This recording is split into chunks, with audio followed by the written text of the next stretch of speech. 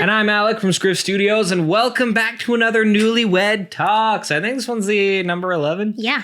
Number 11. Hey. We're going to be talking about something that we probably should have talked about a little while ago because it's something that does need to be talked about before you get married. It's a little important. I mean, we've talked about it, but not on this. So this is just kind of helping a little bit, maybe. But we're going to be talking about children. How many? What kind? The brown kind? Maybe the white kind? I don't know. We might even have it. No, just kidding.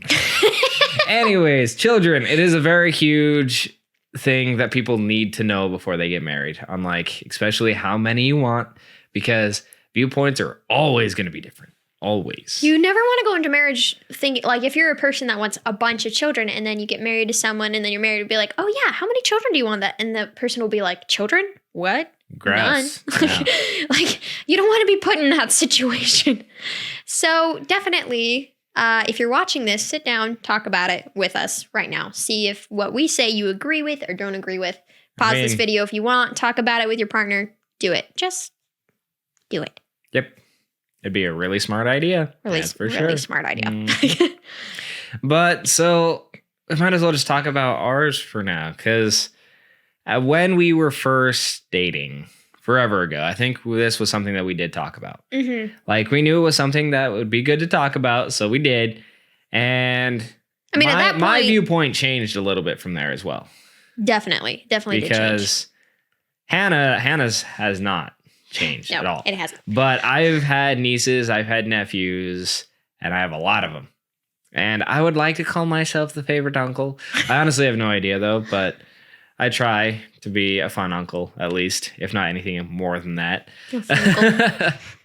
But I did want to start out with kind of a bigger family, 6 maybe at the most kids would be what I wanted. But as I kind of got into the whole let's get married stage and let's think about stuff stage, I'm thinking about finances. I'm thinking about, can we support a lot of kids? Can I mentally handle a lot of kids?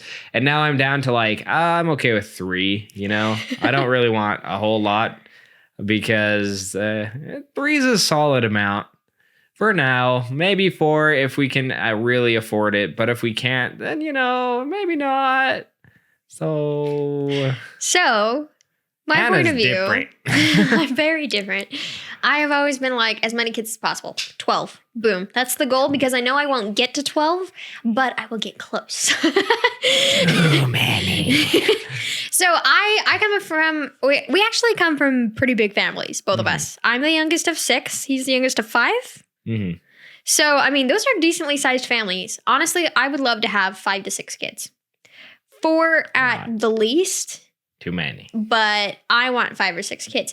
Now, you see this happening, right? I'm like, I want more. And he's like, whoa, wait, slow down, lady. I'm hey. If she wants to be able to pay for the extra 2 kids, sure. And I guess, so this is also something you need to talk about, finances. Because obviously, kids cost money. You have to get diapers, you have to get wipes, you have to get special food for them, you have to get clothes for them, you have to pay for maybe more electricity and heating.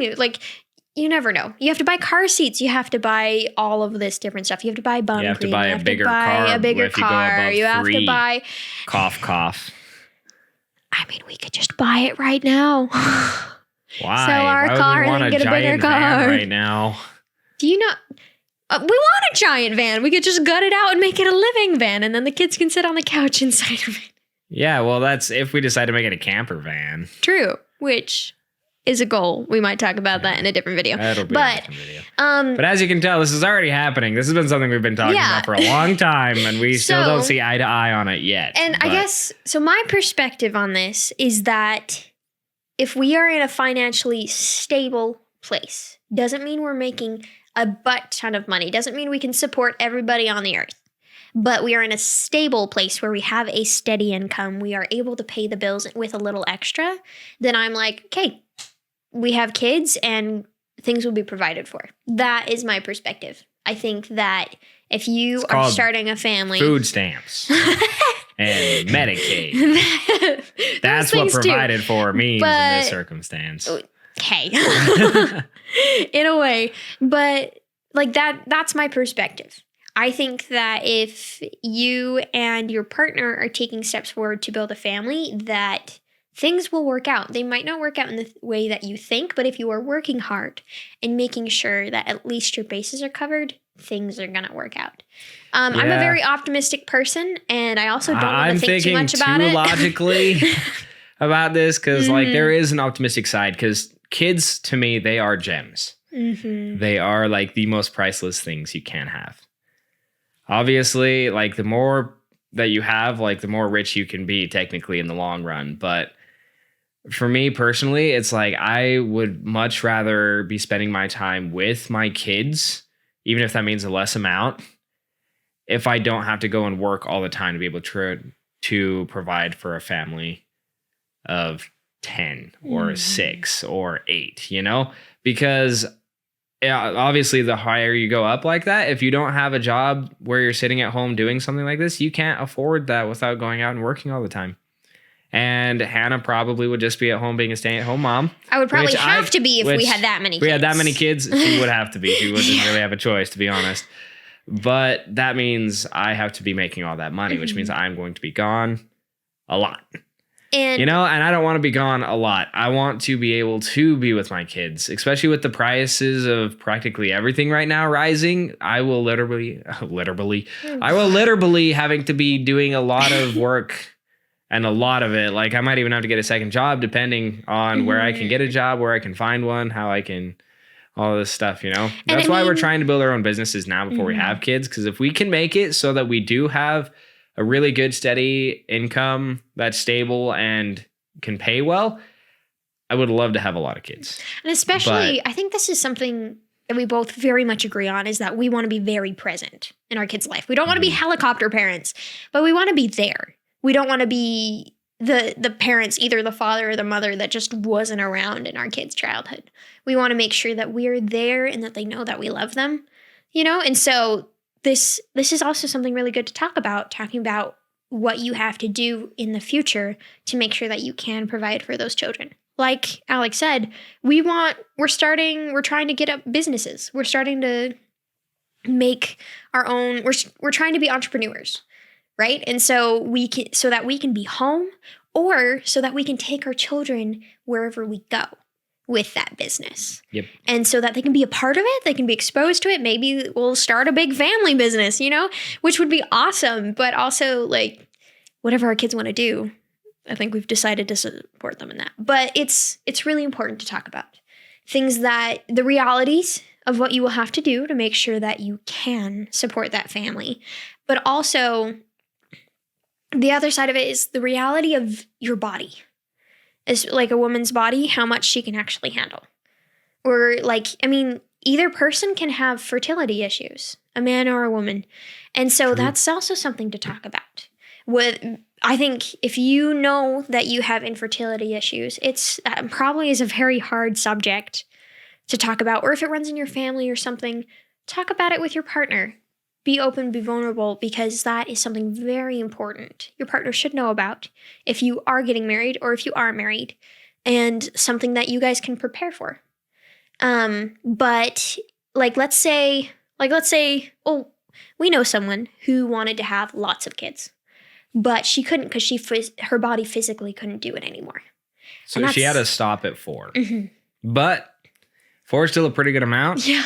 And obviously, if she had her way, she would have kept on going. Mm-hmm. But we've heard that it's kind of, with them, it was kind of the circumstance of us, where it's like the guy doesn't want a whole lot of kids, but the woman does, So I bet on the guy's side, he's like, oh, it does kind of suck because I want my woman to be happy with like the kids that we have, how many kids that we have, and like I want her to be happy. But at the same time, yes, I did 4. Good, it's better than 20. Yeah, and I think 4 is actually a pretty decent number. It's a pretty good number. I honestly would at least want 4 kids. I don't think I want to stop at 3, but that's another thing. Each child is a step you take. Each child is going to be different. They say that the first one tricks you or something. Each child's different. Each pregnancy is different. And I'm sure there are a lot of women who went through a pregnancy, had their baby, and they're like, I'm not having another baby ever. And then 2 years later or 3 years later, they're like, I want another baby.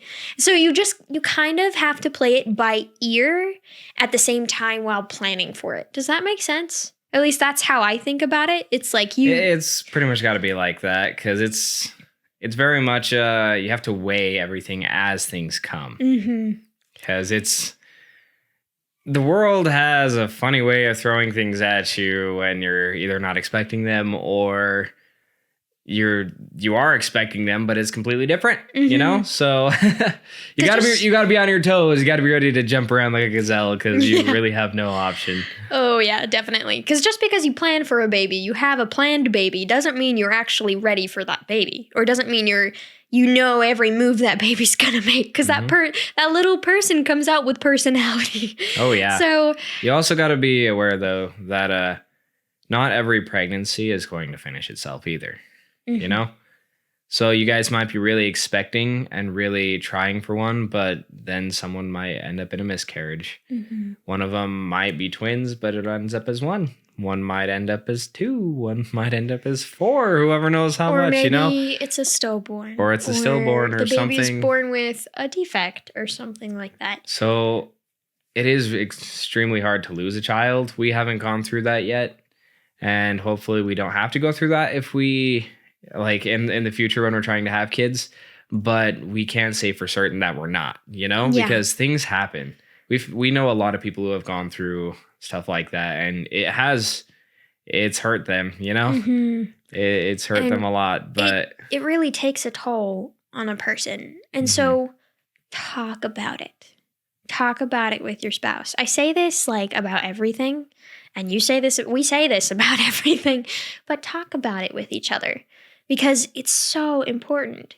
Because I mean, if you're not expecting a miscarriage, but you have one, and you and your spouse haven't had any conversation about it, you might feel a little lost and not knowing where to go, not knowing how to talk about it with each other or something like that. And it's not just the woman that would go through pain during a miscarriage. And that's something that people do need to realize, is that the guy can hurt just as much in something like this. Because depression happens on both sides. Too.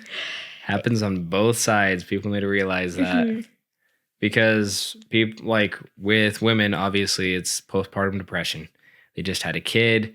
They're feeling all these emotions that are running through them. Things are getting hard for And them. obviously, this doesn't happen for every woman, but a lot of women go through this. A lot of men do too. And it's kind of funny. What people don't see on the other side of it is that now the guy does have to really stress about finances. Now the guy has a woman whose attention is somewhere else. Now a guy has a lot less sleep because the child is up most of the night. Now the guy has to take care of 2 people. Now the guy has to take care of this tiny being that can't do anything for themselves, and anything could go wrong. Like there's just so many things. And the guy has to grow up a lot quicker after his first child. Usually if it's just a singular man and a woman, the guy can still be himself. He can be like kind of still teenager-like, but as long as he's earning money for both of them, right? But as soon as a kid comes into the picture, that's when he really has to like man up and get his crap together. Because now you are providing for someone who can't, you know? And that's something that gets really hard on a guy, to be able to get that transition and be able to make it smoothly. Some guys can handle it really well. Other guys can't. And so for both sides, especially with the woman, the guy has to come and try and take care of the woman when she's feeling sad, because that's a good thing. You always want to make sure that your spouse is feeling as good as possible. And like, it's not a have to, it's more of a want to, because you want to make sure that your wife is happy, right? And vice versa. Like, it's not all about you, girls. It's not all about you. Just because you carried that baby and had that baby doesn't mean your husband or that baby owes you anything, because you made that choice. And so your husband's mental health and physical health and happiness is just as important as your own and as your baby's. So, I mean, you have to pay attention to each other, and you have to talk to each other. And it's just so important because, like we said, life throws you curveballs. Life likes to do things that you're not expecting. And so you are there to support each other so you can both support this baby. That's what it is. Now let's get off some of the heavy stuff though, and let's pick it up to some of the lighter sides about having children. Because like we said, we've been bouncing around this a lot. So we have to have at least seen both sides. Mm-hmm. But the good sides of children. I have a lot of nieces and nephews. I can't tell you how excited I am when they're like all happy, bouncy, and preppy, and they come and they give you hugs, they give you cuddles, they want to play games with you, they want to do all this stuff. It's so much fun. Like I'm a person that I do love children. I love children a lot because they are just big bundles of joy. And they are such innocent little things, and they're so cute. They're so much fun. I don't know. That's the joy of having a kid in your life really makes you think differently about the viewpoints on the world, I guess. It's incomparable to anything. I think it's just like, I mean, hopefully you truly love your spouse, but when you have a baby, I mean, I feel like everyone who has had kids has said this, is that like you find out the true meaning of love, or you really know what true love is because of that little cute little kid. I know, it's your kid. There's actually a huge difference. I mean, I've only heard this because we haven't had our own kid. Yeah, just remember people to me have said that there is a huge difference between the love of like a niece or a nephew or a kid that you're really close to or a younger sibling versus your own child. There is a massive difference. Like you can love these people to bits. You can love them with all of your heart, but this person will be the only one that you like. I don't know. Like, I guess I wouldn't say the only person that you would give your life for, but it's pretty much up to that extreme. Up to that extreme, because this is yours. This is your child. You made this. You created this. This is your little being, and it's adorable. And I think one of my favorite things is when babies start to really show who they are, what their personality is. Because, I mean, like, newborn, a few weeks in, they're not going to show much. But as months go on, you just see, like, oh, my gosh, this baby loves this. Oh, my gosh, my baby loves this. Oh, my baby doesn't like that. And they just, like, you're like, this is a person. Oh, my gosh, they're actually, like, babies and toddlers and kids, they're making decisions all the time. And I think it's so amazing to see how this little person comes alive, you know, like, because they are them. They're not just this like round squishy ball of flesh that's cute and cuddly, and then suddenly they're a person. It's like, no, they've always been this person. They just have to learn how to express it now. Oh, and one of the fun things is realizing, like, some of the things that you do is what they start doing. Oh, yeah. Ooh. I'll tell you, that gets a little scary right there, because it's you're like, dang it, don't say that. Or why are you doing me. that? At least not in that sense. Be somebody else. Don't go around other people, but be somebody. Exactly. But it's so much fun to see what they can catch on to. And, like, the stuff that you can teach your kid is fantastic, because kids learn so much faster than anybody else. I mean, and just kids are intelligent. They're intelligent beings. And so I feel like treat them that way, because they're going to catch on to things, like we said. And this is also something to talk about before you have kids. Think about how you do want to teach your kids and how you want to show them things, or how you want to discipline them, or things like that. Talk about it with each other on how you want to teach your children. Mm-hmm. Because every couple is different. Every person is different. Some people like public school. Some people like homeschool. Mm-hmm. Some people like swatting their baby's bum, and other people like timeout. Like, it's so different. And I mean, I don't know. I mean, there's obviously wrongs. There's obviously extremes you can go to on either side of either being too casual and nonchalant, or too aggressive and too confining with your child. So find a place that is healthy and good, and something that both you and your spouse are good with and believe in and are okay with. because you want to raise that person to be the best person that they can be, right? Like that's the goal of raising children, is make sure that they're better than you were. In our personality tests, we said that our personalities, mine is to make the person better than who they were, and theirs is make the child or the kid become like the best version of what they are. Mm-hmm. So it's like, this is going to be a really interesting thing to see as we get older and get bigger. So I remember one thing I read in my personality test too was balance between caring and discipline. And I was like, yeah, I'm going to be a balanced mom. Yes. Hopefully. But she doesn't balance very well, though. I could push her and she'll fall over. Hey, well, not that kind of balance. As long as I'm not holding the baby.